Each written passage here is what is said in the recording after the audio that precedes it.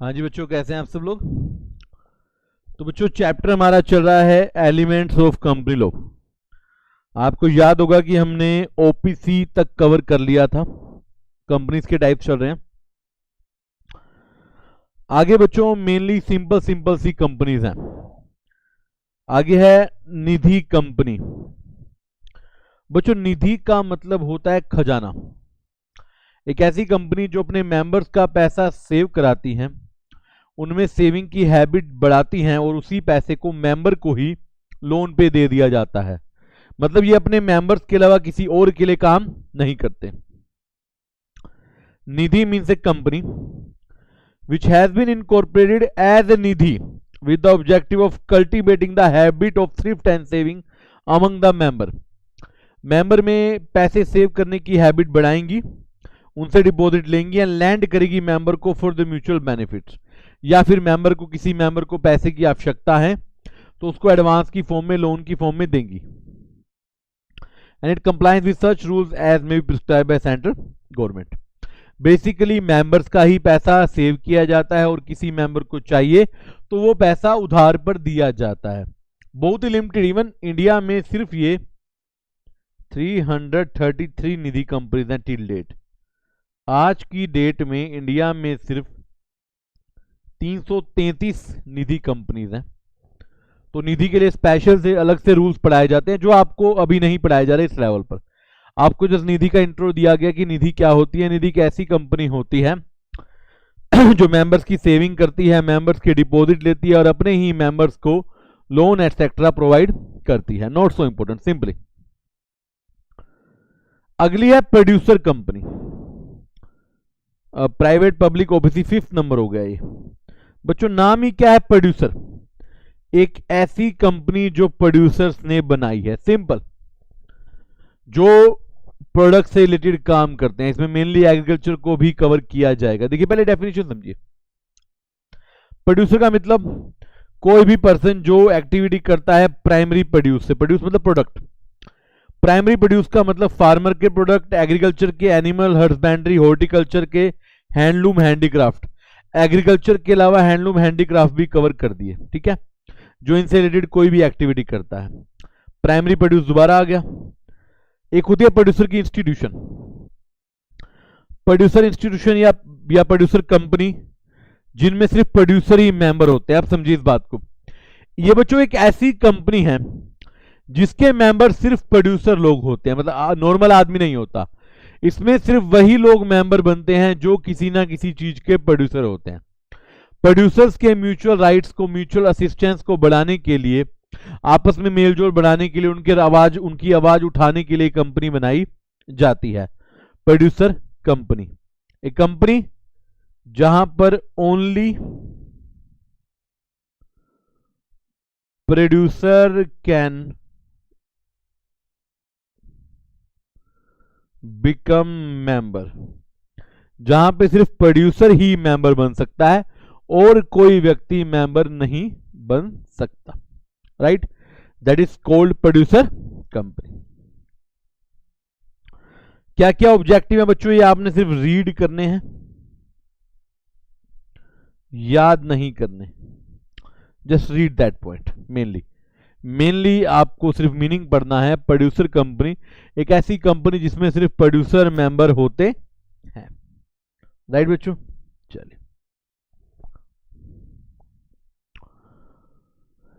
Sixth, foreign company. नाम ही क्या, foreign.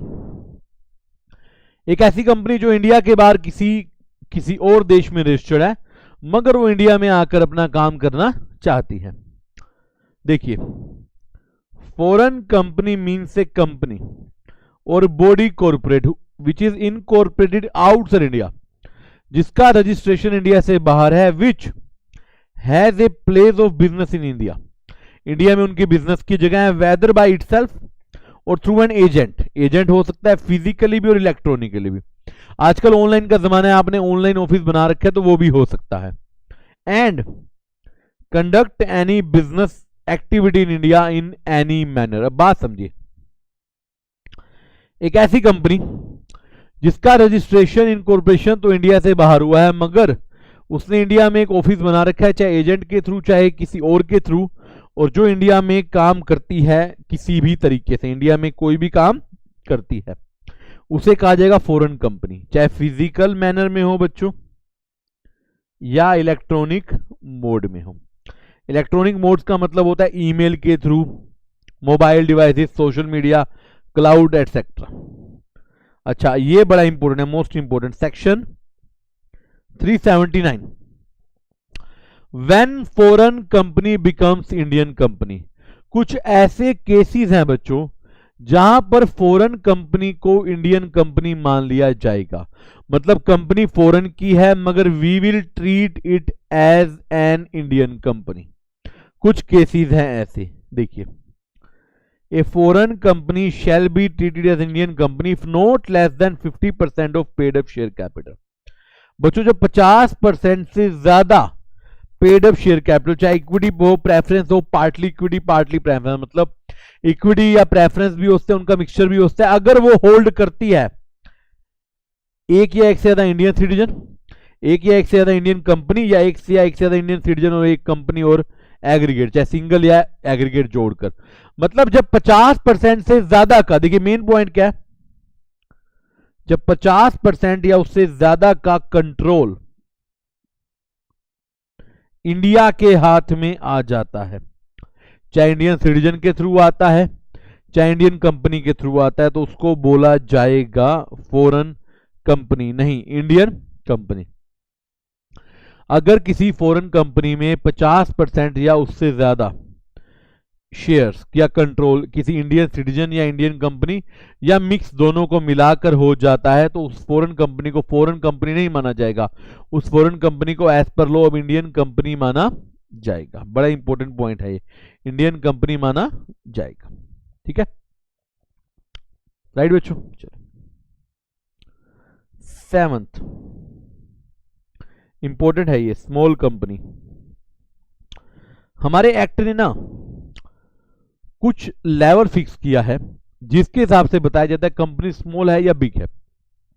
Small company की लिमिट मैंने हल्की सी आपको ओपीसी में पढ़ाई थी, टर्नओवर की लिमिट 2 करोड़, कैपिटल की लिमिट 50 लाख, उसको बोलते हैं स्मॉल कंपनी। उससे ऊपर जो होती है वो स्मॉल नहीं होती। देखिए, small company means a company other than public company, यानी कि पहला पॉइंट तो यहां पर आ गया कि एक पब्लिक कंपनी कभी स्मॉल नहीं होती, सिर्फ प्राइवेट की बात हो रही है, क्योंकि लिख दिया other than a public company, यानी कि पब्लिक कंपनी कभी स्मॉल नहीं हो सकती। जिसकी paid up share capital doesn't exceed 50 lakh से कम है, और सच हायर अमाउंट जो 10 करोड़ हो सकता है। अभी 50 लाख है, बात समझिए, अभी वो लिमिट 50 लाख है, वो 10 करोड़ हो सकती है। एंड टर्नओवर जिसकी as per profit and loss account 2 crore से कम है, या हायर अमाउंट कल को जो कि 100 करोड़ हो सकता है, बात समझिए। जिसकी कैपिटल 50 लाख से कम है या टर्नओवर 2 करोड़ से कम है, वो स्मॉल कंपनी है, राइट। अब वो 2 करोड़ की लिमिट 100 करोड़ की जा सकती है और 50 लाख की लिमिट 10 करोड़ की जा सकती है, राइट। तो प्राइवेट कंपनी के ऊपर अलाउड है ये, पब्लिक कंपनी पे अलाउड नहीं है। Further, however the following provision are not applicable. अब ये 3 तरह की कंपनी है जो कभी स्मॉल नहीं हो सकती। पहला, होल्डिंग सब्सिडरी, ये अभी बताऊंगा क्या होता है। सेक्शन 8 नॉट फॉर प्रॉफिट वाली, और स्पेशल एक्ट वाली, जो बॉडी कॉर्पोरेट स्पेशल एक्ट में, जैसे हमने पढ़ा था ना, LIC, सेबी, RBI, राइट। और आप लिखना चाहो तो 4th पॉइंट इसमें लिख लीजिए, पब्लिक कंपनी, क्योंकि ऊपर लिखा है अदर देन पब्लिक कंपनी, तो पब्लिक कंपनी भी कभी स्मॉल नहीं होती, यानी कि प्रोविजन सिर्फ ओपीसी के लिए और प्राइवेट कंपनी के लिए है, जो स्मॉल कंपनी के प्रोविजन आपको बताए गए हैं। ओपीसी और प्राइवेट कंपनी ही स्मॉल हो सकती हैं, कोई पब्लिक कंपनी, कोई होल्डिंग सब्सिडरी सेक्शन 8 वाली कंपनी कभी भी स्मॉल नहीं हो सकती। ठीक है बच्चों, क्लियर है। अपना बड़ी बार ये वर्ड आया, होल्डिंग एंड सब्सिडरी, 9th और 10th। देखिए, होल्डिंग कंपनी का तो मीनिंग इन्होंने ढंग से बताया। इन्होंने कहा holding company in relation to one or more company means a company of which other company is subsidiary. Company मतलब बॉडी कॉर्पोरेट भी है।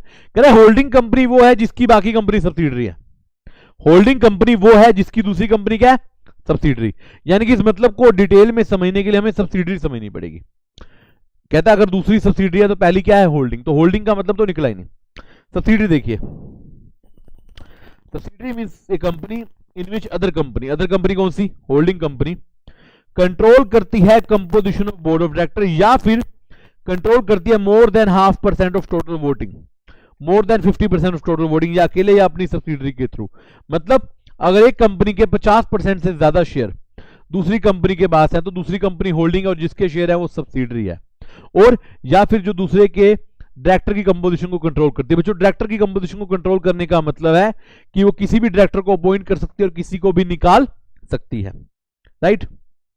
Provided that such class or class of holding company shall not have layers of subsidiary. ये point आपके लिए important है, 2 layers हो सकती हैं। मैं बता रहा हूं अभी कैसे। कंट्रोल का मतलब आप किसी को भी निकाल सकते हो या हटा सकते हो या अपॉइंट कर सकते हो। देखिए ये देखिए बच्चों,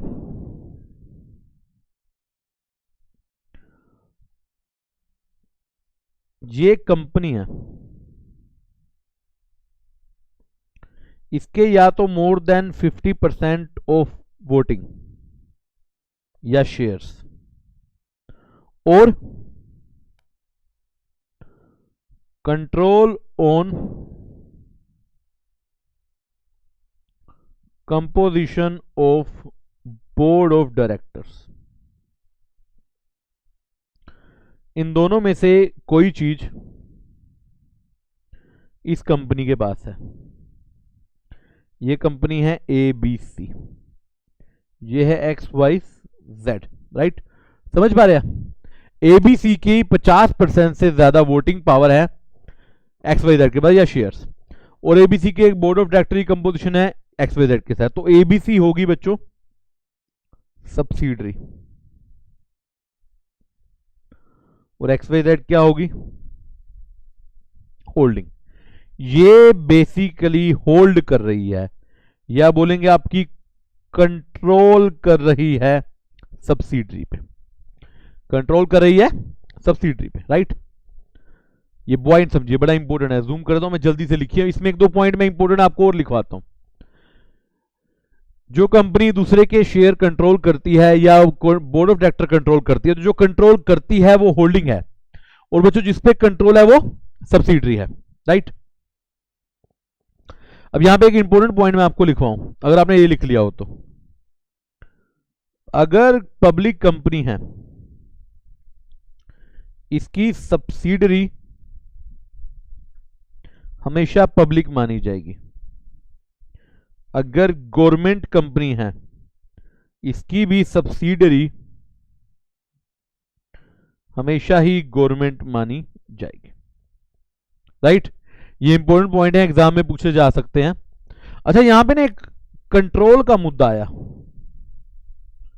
कि जो कंट्रोल है वो कैसा होगा। वो डायरेक्ट भी हो सकता है और इनडायरेक्ट भी हो सकता है। अब ये नोट करें, फिर मैं आपको समझाता हूं इनडायरेक्ट कैसे हो सकता है। बड़े ध्यान से समझाता हूं आपको। एक बार आप ये नोट करें, फिर मैं एक बहुत ही शानदार बच्चों एग्जाम्पल लेके आपको इसका कंसेप्ट समझाता हूं, बड़ा मजा आएगा आपको।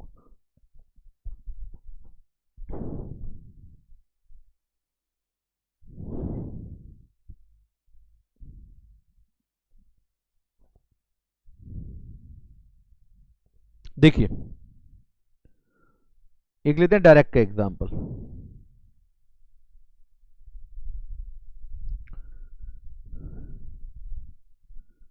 ए लिमिटेड के पास 51% शेयर्स हैं बी लिमिटेड के, राइट। तो डायरेक्ट है, सिंपल, ये होल्डिंग है,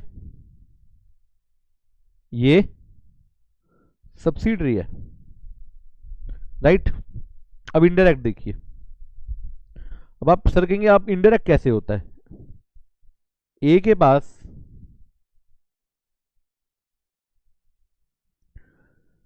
बी के 51% शेयर हैं, सेम एग्जांपल, तो आपके हिसाब से ये होल्डिंग होगी और ये सब्सिडरी होगी, सिंपल। अब बी के पास सी के लेट्स से 52% शेयर है, बी कंट्रोल करिए सी पे, यानी कि बी होगी होल्डिंग और सी होगी सब्सिडरी। देख पा रहे हैं? ए बी की होल्डिंग है, बी सी की होल्डिंग है। ये इनडायरेक्ट वाला एग्जांपल देखना है, सेकंड वाला। ए बी की होल्डिंग है, बी सी की होल्डिंग है। तो यहां से एक नया कंसेप्ट निकल कर आएगा कि ए सी को भी कंट्रोल करेगी, इनडायरेक्ट। यानी कि सी ए की भी सब्सिडरी मानी जाएगी और बी की भी सब्सिडरी मानी जाएगी। बी की तो डायरेक्ट है मगर ए की इनडायरेक्ट है। मतलब मैं एक कंपनी को कंट्रोल करता हूं, सुनिए ध्यान से समझिए। मैं एक कंपनी को कंट्रोल करता हूं तो वो किसी और को कंट्रोल करती है, तो इसलिए मतलब मैं उसको भी कंट्रोल करता हूं। सिंपल सी बात है ना। ए बी को कंट्रोल करता है, बी सी को करता है, तो इसका मतलब ए बी को भी करता है और एक सी को भी करता है। इसे कहते हैं इनडायरेक्ट कंट्रोल। ये दो लेयर होगी, ये फर्स्ट लेयर, ये सेकंड लेयर। जो आता है ना कि लेयर आपको देखनी पड़ेगी, इसे बोलते हैं लेयर, इसे बोलते हैं लेयर। ये इनडायरेक्ट कंट्रोल है। कौन सा कंट्रोल है बच्चों? इनडायरेक्ट। कि आपने तो बी एक्वायर की थी, आपने बी पे कंट्रोल पाया, बट क्योंकि बी के पास सी का कंट्रोल था तो इनडायरेक्टली आपके पास भी ए का कंट्रोल, सी का कंट्रोल आ गया। इसका एक बड़ा अच्छा नोट बनता है, देखिए।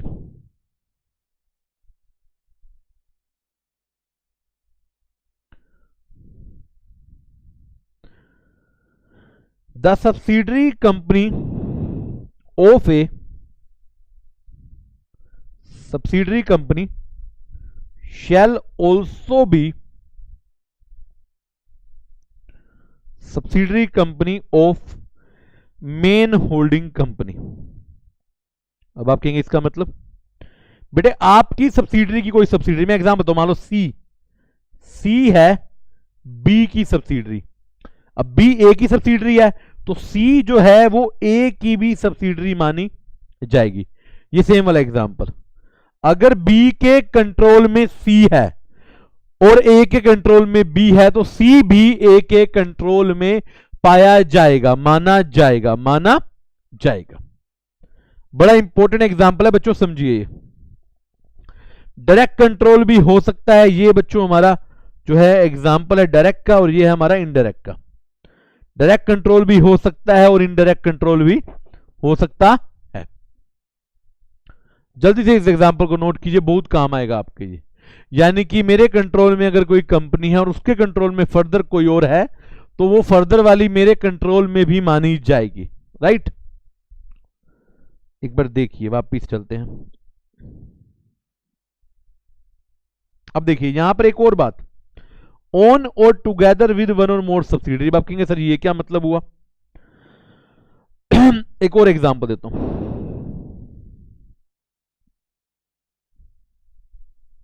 कंट्रोल का या शेयर्स का एक और एग्जांपल है।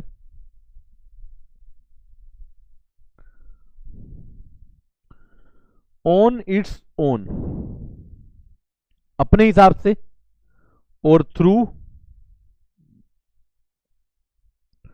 One or more subsidiary. Same ऊपर वाला एग्जांपल है बच्चों, देखिए। एक तो ओन का मतलब ए लिमिटेड के पास बी लिमिटेड के लेट्स से 55% शेयर खुद ही डायरेक्टली, तो ए क्या होगी? होल्डिंग। बी क्या होगी? सब्सिडरी। सिंपल, बी क्या होगी? सब्सिडरी। अब इसमें थ्रू वन और मोर, अब इसमें दो केस हैं। या तो आप वन सब्सिडरी के थ्रू कंट्रोल कर रहे हैं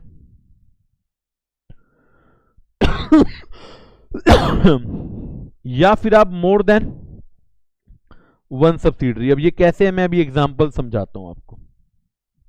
अब ये नोट कीजिए, पहले आपको समझ आ जाएगा।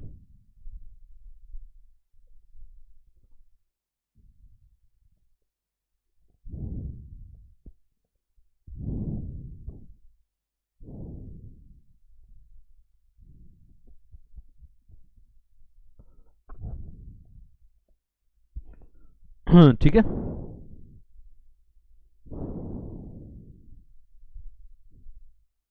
पहला केस तो सिंपल है, ये डायरेक्ट था, ये डायरेक्ट है जो ऊपर आप पढ़ चुके, और ये दोनों इनडायरेक्ट है।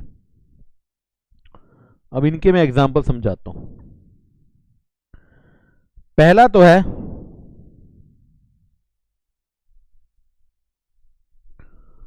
थ्रू वन सब्सिडियरी,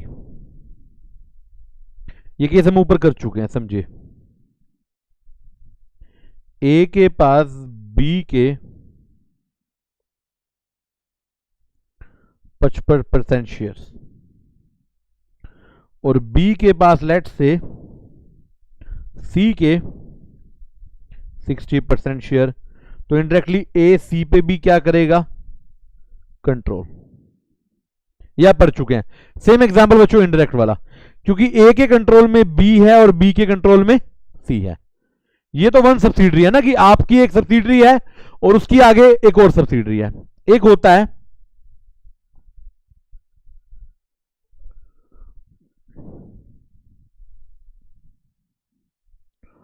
मोर देन वन सब्सिडरी। अब आप कहेंगे सर ये क्या होता है?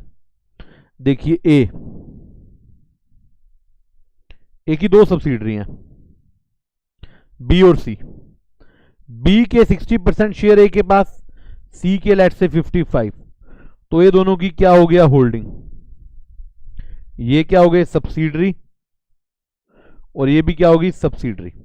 समझ आ गई? ए के पास दो सब्सिडरी हैं। अब एक कंपनी है डी, डी के पास, डी में बी के भी शेयर हैं, सी के भी शेयर हैं।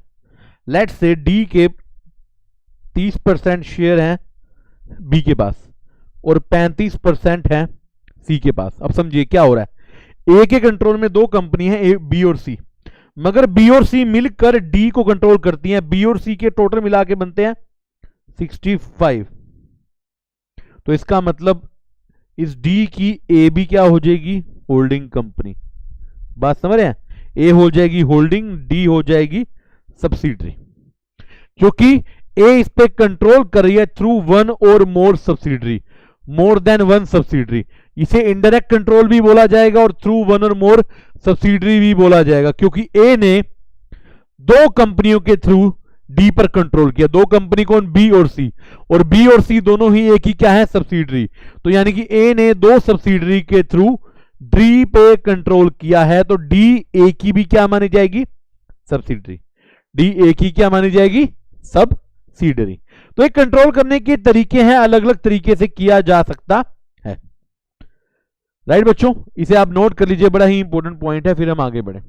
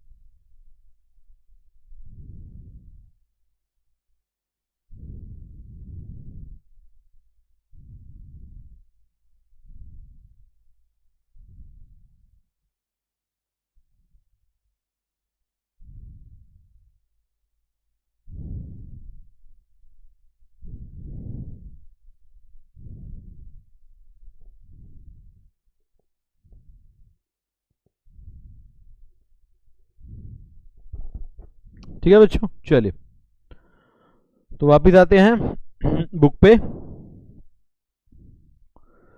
तो ये 9th होगी होल्डिंग कंपनी, 10th होगी सब्सिडरी, राइट। देन बच्चों 11th है डोरमेंट कंपनी। अब आप कहेंगे सर डोरमेंट कंपनी क्या होती है? बेटे कंपनी तो हमने बनाई मगर अभी काम नहीं आया, फ्यूचर में काम आएगा। तो क्या होता है, अगर आप काम नहीं करेंगे 2-3 साल तक, तो कंपनी लॉ वाले, एनसीएलटी वाले कंपनी बंद कर देंगे। तो उसका बचाव करने का एक ही तरीका है, उसको आप डोरमेंट बना लीजिए, कि हम काम करेंगे मगर हम लेट करेंगे, अभी हमारा काम शुरू नहीं हुआ। where a company is formed and registered under this act for a future project or to hold an asset or intellectual property। यहां तक भी हमारे पास असेट्स हैं, इंटेलेक्चुअल प्रॉपर्टी मतलब गुडविल, पेटेंट है, मगर काम नहीं है, अभी काम नहीं है। And has no significant accounting transaction, कोई ट्रांजैक्शन नहीं है। अब आपके दिमाग में सिग्निफिकेंट अकाउंटिंग ट्रांजैक्शन क्या होती है बताऊंगा। And such a company is inactive company. Inactive क्या होती है वो बताता हूं। It can make an application to registrar for obtaining status of dormant. कह रहे अगर आपने काम शुरू किया, सॉरी कंपनी बनाई, काम शुरू नहीं हुआ, आपका काम फ्यूचर में होगा, फ्यूचर प्रोजेक्ट, या आपके पास असेट है, इंटेलेक्चुअल प्रॉपर्टी है मगर काम नहीं है, या आप इनएक्टिव हैं, या आपकी कोई सिग्निफिकेंट अकाउंटिंग ट्रांजैक्शन नहीं है, तो इससे पहले कि कंपनी वाले आपको बंद कर दें, आप डोरमेंट का स्टेटस लो। किसका? डोरमेंट का। डोरमेंट को वापसी एक्टिव भी किया जा सकता है। इनएक्टिव कंपनी, इनएक्टिव कंपनी एक ऐसी कंपनी जो बिजनेस नहीं कर रही या जिसने कोई सिग्निफिकेंट ट्रांजैक्शन नहीं की पिछले 2 साल में।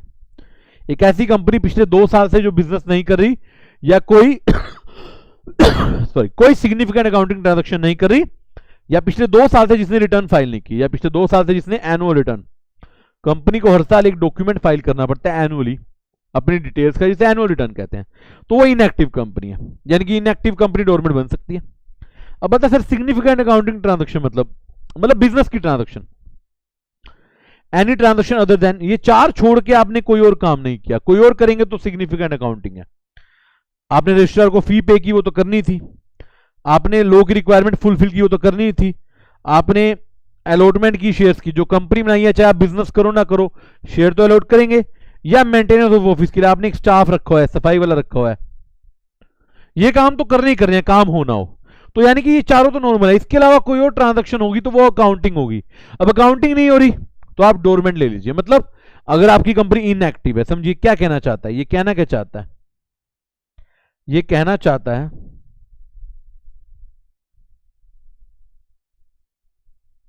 एक कंपनी है या तो वो इनएक्टिव है या फ्यूचर में काम होगा, कोई ट्रांजैक्शन नहीं है, मतलब काम है ही नहीं, फ्यूचर में करेंगे, तो आप अपने आप को अप्लाई कर दो डोरमेंट के लिए। Apply to registrar of company for status of dormant, for status of dormant, कि भैया मुझे डोरमेंट बना दीजिए, कल को मैं एक्टिव बन जाऊंगा वापसी, अभी आप मुझे डोरमेंट बना दीजिए। डोरमेंट से क्या होगा कि आपको फालतू के डॉक्यूमेंट नहीं सबमिट करने पड़ेंगे, आपका नाम नहीं कटेगा, आपको ये नहीं होगा कि आरओसी मेरा नाम स्ट्रक ऑफ ना कर दे, तो दिक्कतें खत्म हो जाएंगी। तो अगर आपकी कंपनी इनएक्टिव है या फ्यूचर में काम करने के लिए आप सोच रहे हैं, अभी कोई काम नहीं है, तो बेटर तरीका है कि इसको डोरमेंट बनवा लें। राइट, जल्दी से नोट करें।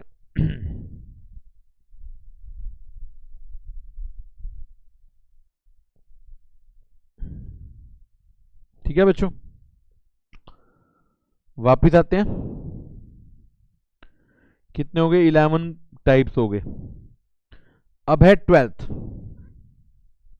गवर्नमेंट कंपनी, जिसको आप सरकारी कंपनी भी कहते हैं। बेसिकली एक ऐसी कंपनी जहां पर 51% या उससे ज्यादा शेयर किसी सरकारी सरकार के पास या सरकारी एसोसिएशन के पास होते हैं। सिंपल है।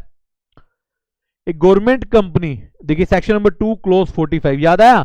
क्लोज 45 जहां डेफिनेशन होती है वहां पे क्लोज होता है, सबसेक्शन नहीं होता। गवर्नमेंट कंपनी एक ऐसी कंपनी जिसमें नॉट लेस देन 50% शेयर है, या तो सेंट्रल गवर्नमेंट के पास या स्टेट गवर्नमेंट, एक या एक से ज्यादा स्टेट गवर्नमेंट के पास, या पार्टली सेंट्रल के पास और पार्टली स्टेट के पास, and includes a company which is subsidiary of government. ऊपर लिखवाया था आपको, गवर्नमेंट की सब्सिडरी को भी गवर्नमेंट माना जाएगा, गवर्नमेंट की सब्सिडरी को भी क्या माना जाएगा? गवर्नमेंट। तो एक ऐसी कंपनी जिसमें 51% या उससे ज्यादा शेयर किसी सेंट्रल गवर्नमेंट के पास है, या एक स्टेट गवर्नमेंट के पास है, एक से ज्यादा स्टेट गवर्नमेंट के पास है, या मिलजुल कर स्टेट प्लस सेंटर के पास है, तो उसे माना जाएगा गवर्नमेंट कंपनी। और गवर्नमेंट कंपनी की सब्सिडरी को भी गवर्नमेंट कंपनी माना जाएगा। और गवर्नमेंट कंपनी पे भी कंपनीज एक्ट 2013 एप्लीकेबल होगा। राइट, तो ये 12 टाइप हो गए। अब बचती है एक और, एनबीएफसी। ये मैंने आपको इकोनॉमिक्स में भी कराया है। 13 एनबीएफसी एक ऐसी कंपनी जो बैंक की तरह काम करती है मगर बैंक का मेन काम नहीं करती, डिपॉजिट वाला, याद है? A non banking financial company is a company जो रजिस्टर्ड है अंडर कंपनीज एक्ट और अर्लियर एक्ट, जिसका बिजनेस है लोन एडवांस का, शेयर, स्टॉक, बॉन्ड, डिबेंचर का, लीज पे देने का, हायर परचेज का, इंश्योरेंस का या चीट का। सिंपल। बट डजंट इंक्लूड, ये चार काम नहीं करती, जिसका प्रिंसिपल बिजनेस इन चारों चीजों का है। एग्रीकल्चर का काम नहीं करती, इंडस्ट्रियल कोई काम नहीं करती, मतलब फैक्ट्री नहीं है, गुड्स का सेल परचेज नहीं करती, सिर्फ सिक्योरिटीज का करती है। सिक्योरिटीज कर सकती है, सिक्योरिटीज में आपके share, debenture, bonds, mutual funds आ जाएंगे। या फिर वो कोई ऐसी सर्विस नहीं करती इमूवेबल प्रॉपर्टी की कंस्ट्रक्शन की, उसे कहते हैं NBFC, non banking financial company. Bank नहीं है मगर फाइनेंशियल कंपनी है। इसके अलावा रेजिडुअरी एनबीएफसी देखिए, रेजिडुअरी एनबीएफसी एक ऐसी कंपनी होती है जिसका प्रिंसिपल बिजनेस डिपॉजिट लेना है किसी लमसम स्कीम में या इंस्टॉलमेंट में, इसको भी एनबीएफसी बोला जाता है। मतलब ये एनबीएफसी तो है प्लस ये डिपॉजिट भी ले लेती है। ये ऑल्दो एनबीएफसी है मगर ये डिपॉजिट ले लेती है, ये एनबीएफसी है मगर डिपॉजिट ले लेती है। बात समझिए, रेजिडुअरी एनबीएफसी प्लस डिपॉजिट्स, ये होगी हमारी 13th कंपनी एनबीएफसी। सर कितनी है बच्चे? 14th, एक लास्ट रह गई है बच्चों। एसोसिएट वर्ड आपने सुना होगा। एसोसिएट कंपनी कौन सी होती है? एक ऐसी कंपनी जिसमें दूसरी कंपनी का इंफ्लुएंस होता है मगर वो सब्सिडरी नहीं है। सब्सिडरी कब बनती है बच्चों? 50% से ऊपर। और सिग्निफिकेंट कब आता है? 20% से ऊपर। समझाता हूं, देखिए कैसे। Associate company in relation to another company means a company in which other company has significant influence but which is not a subsidiary company and includes joint venture company। subsidiary नहीं है मगर कंट्रोल है। Control का मतलब है at least 20% of voting power, right? और joint venture आपको पता है कोई भी अरेंजमेंट जहां पर दो पार्टी मिलकर काम करती है। मैं समझाता हूं आपको, देखिए कैसे। एसोसिएट कंपनी, एसोसिएट कंपनी या तो वो जॉइंट वेंचर है आपस में, या जिसमें सिग्निफिकेंट कंट्रोल है अदर कंपनी का। अब सिग्निफिकेंट कंट्रोल का मतलब है more than 20% but less than 50%। क्यों? क्योंकि 50% से ऊपर होते ही क्या बन जाएगी? वो सब्सिडरी। लिखा हुआ है which has a significant control but which is not a subsidiary company, जो सब्सिडरी नहीं है। यानी कि मान लीजिए, मान लो ए है, ए के पास बी के 51% शेयर हैं, तो बी क्या हो जाएगी? सब्सिडरी। और क्या, ए क्या हो जाएगी? होल्डिंग। सिंपल। और सेकंड केस देखिए, ए के पास बी के 25% शेयर है, मोर देन 25, तो ए और बी दोनों ही क्या हो जाएंगी? एसोसिएट। क्या हो जाएंगी? एसोसिएट। एसोसिएट में 20% से ज्यादा शेयर है मगर 50% से ज्यादा नहीं है, राइट? समझिए इस बात को जल्दी से। तो ये टाइप्स ऑफ कंपनी समाप्त होते हैं। चैप्टर नहीं, कंपनी के टाइप्स मैं बताता हूं अभी हमने कौन कौन से टाइप्स किए। ये बड़े जल्दी से आप नोट कर लीजिए।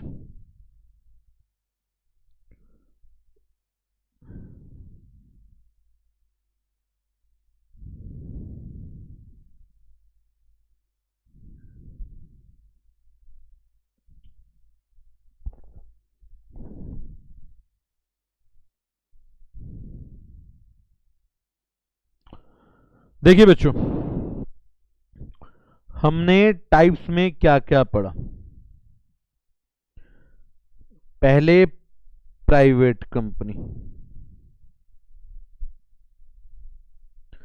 दूसरी पब्लिक कंपनी, तीसरी ओपीसी, फोर्थ हमने पढ़ी निधि कंपनी, फिफ्थ हमने बड़ी प्रोड्यूसर कंपनी। देन हमने बच्चों हमने और देखी holding subsidiary, government, dormant,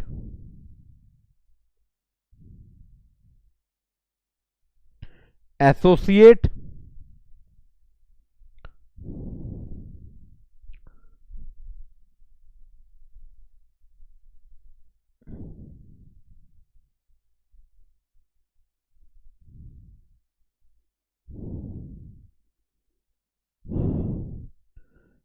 NBFC small company, foreign company,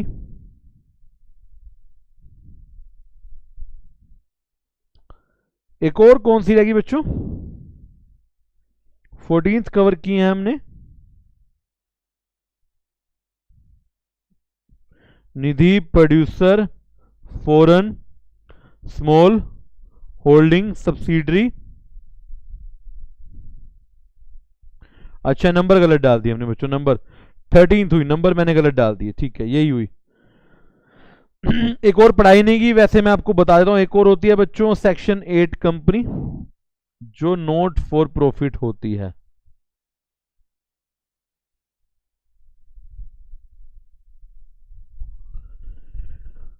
ये बच्चों हमने सारी पढ़ी टाइप्स। इसके अलावा चार्टर्ड, रजिस्टर्ड, स्टैट्यूटरी, देन दोर, अनलिमिटेड एंड लिमिटेड। ये सारी बड़ी इंपॉर्टेंट है बच्चों एग्जाम के लिए, तो ये सारी आपने अच्छे से पढ़नी है बच्चों, ठीक है जल्दी से नोट करें। ये टॉपिक अभी समाप्त हुआ है, चैप्टर अभी चल रहा है, आगे बढ़ रहे हैं अभी हम।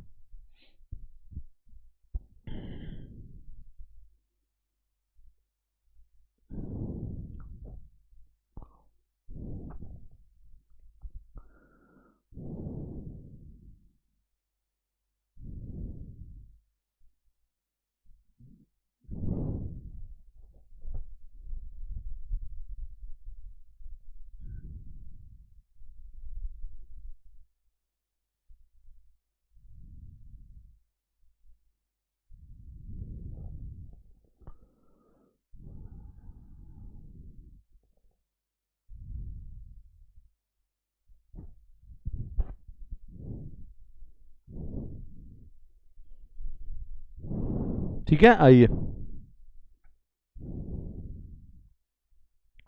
बच्चों, एक छोटा सा टॉपिक और करेंगे आज, फॉर्मेशन ऑफ कंपनी। कंपनी बनती कैसे है ये इनडायरेक्टली हम पढ़ चुके हैं। देखिए according to companies act a company may be form for any lawful purpose. पहले तो कंपनी का पर्पस सिर्फ लॉफुल होना चाहिए। 7 और मोर पर्सन, अगर पब्लिक कंपनी पढ़ा था ना आपने 7 या 7 से ज्यादा। 2 और मोर पर्सन अगर वो प्राइवेट है, और 1 पर्सन अगर वो ओपीसी है, राइट। इनकॉर्पोरेशन होगा कैसे बच्चों? बच्चों कंपनी को रजिस्ट्रेशन के लिए आरओसी के पास फाइल करना पड़ता है, जिसकी जुरिस्डिक्शन में रजिस्टर्ड ऑफिस है। फॉर्म जाता है आईएनसी 32, ये याद रखिए आईएनसी 32। अटैचमेंट क्या जाती है? एक मेमोरेंडम, आर्टिकल ऑफ एसोसिएशन साथ में जाएगा, एक डिक्लेरेशन जाएगी बाय एडवोकेट, चार्टर्ड अकाउंटेंट या कंपनी सेक्रेटरी या कोस्ट अकाउंटेंट कि कंपनी का डायरेक्टर, मैनेजर, सेक्रेटरी सबने रिक्वायरमेंट को फुलफिल किया है। एक बच्चों आईएनसी 9 है, एफिडेविट है बाय फर्स्ट सब्सक्राइबर जो शेयर सब्सक्राइब कर रहे हैं। DI2 डिक्लेरेशन है डायरेक्टर्स की। एक एड्रेस फॉर कोरस्पोंडेंस है, एक रेजिडेंशियल एड्रेस नेम वगैरह, जो डायरेक्टर है उनके नेम वगैरह, और जो व्यक्ति इंटरेस्टेड है उनके नेम वगैरह। सिंपल। रजिस्ट्रार आपके डॉक्यूमेंट चेक करेगा, अगर इंफॉर्मेशन ठीक है तो आपका नाम रजिस्टर कर देगा। सिंपल। इसके बाद आपको एक सिन मिलेगा, कॉर्पोरेट आइडेंटिटी नंबर। बच्चों हर कंपनी का एक यूनिक नंबर होता है, सिन, कॉर्पोरेट आइडेंटिटी नंबर। ये डिस्टिंक्ट होगा और हमेशा यूज किया जाएगा, सर्टिफिकेट साथ में मिलेगा। कंपनी को अपने रजिस्टर्ड ऑफिस पर सारे डॉक्यूमेंट मेंटेन करके रखने हैं। और ये लास्ट पॉइंट बड़ा इंपॉर्टेंट है, अगर कंपनी कोई रॉन्ग या फॉल्स या इनकरेक्ट इंफॉर्मेशन देती है जो उसको पता गलत है, तो वो पनिशेबल होगी सेक्शन नंबर 447 में। अब सेक्शन नंबर 447 क्या है, इसमें क्या है, ये बच्चे डिटेल्ड में दे, अभी शॉर्ट में कराया आपको क्योंकि अभी आप एंट्रेंस कर रहे हैं। जब आप सीएस एग्जीक्यूटिव में जाएंगे तो आपको डिटेल्ड में काफी चीजें जो हैं समझाई जाएंगी। Simple, right. देखिए अब अगली क्लास में बच्चों हम लेंगे, बताए तो आपको बोर्ड ऑफ डायरेक्टर्स, डायरेक्टर क्या होते हैं, मिनिमम मैक्सिमम डायरेक्टर कैसे अपॉइंट होते हैं, कैसे रिमूव होते हैं, मीटिंग्स। कोशिश करेंगे जितना टॉपिक होगा हम उतना कवर करेंगे। अभी तक के लिए आप देखिए हमने मेनली टाइप्स ऑफ कंपनी और फॉर्मेशन ऑफ कंपनी पे ध्यान दिया। 1 मिनट लगेगा बच्चों, इसको पढ़ लीजिए अच्छे से, ठीक है। 1 मिनट दे रहा हूं, फॉर्मेशन को पढ़ लीजिए, फिर मैं आगे बताता हूं। देखिए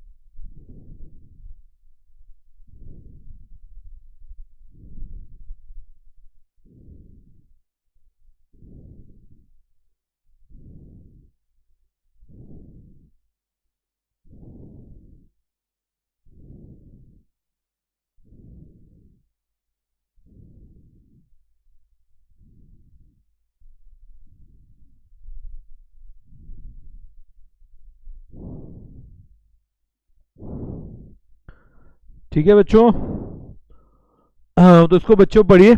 आज के लिए इतना ही। जय श्री राम, आपसे मिलते हैं नेक्स्ट क्लास में। Bye bye.